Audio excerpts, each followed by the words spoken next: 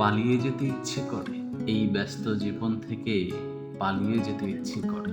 বিকেলের ম্লান আলোয় জানালার গ্রিলটা ধরে দাঁড়িয়ে আছি আমি। বাইরে ব্যস্ত মানুষের কোলাহল, সবকিছুই যেন আজ আমার কাছে অর্থহীন মনে হচ্ছে।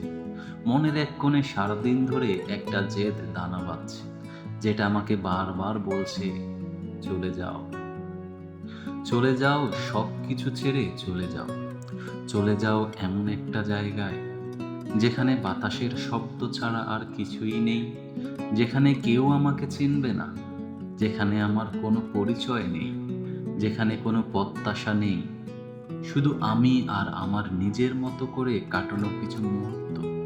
ভাবছি ভাবছি যদি আজ একটা ব্যাগ নিয়ে অজানার উদ্দেশ্যে বেরিয়ে পড়তে পারতাম, যেখানে গন্তব্য বলে কিছু নেই, কিন্তু আমার ভাবনার এক মুহূর্তে আমার পরিবারের চেনা শব্দগুলো ভেসে আসে, আমার দায়িত্বগুলোর কথা মনে পড়ে যায়, যারা আমার দিকে তাকিয়ে আছে, আমার উপর নির্ভর করে আছে। আমি কি সত্যি সব কিছু ছেড়ে যেতে পারবো?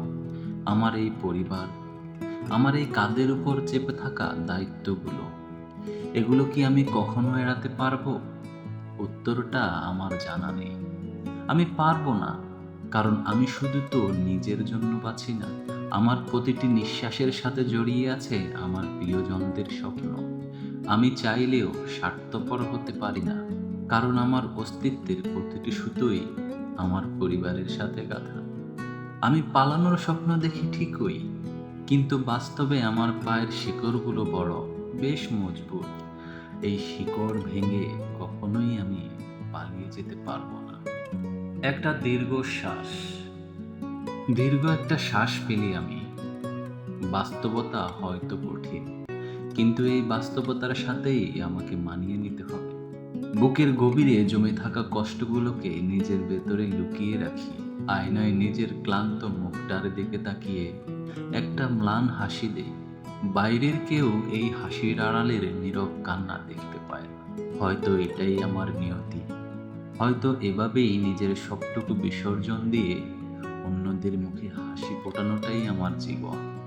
এটাই হয়তো আমার বাস্তবতা, এটাই আমার পথ চলা।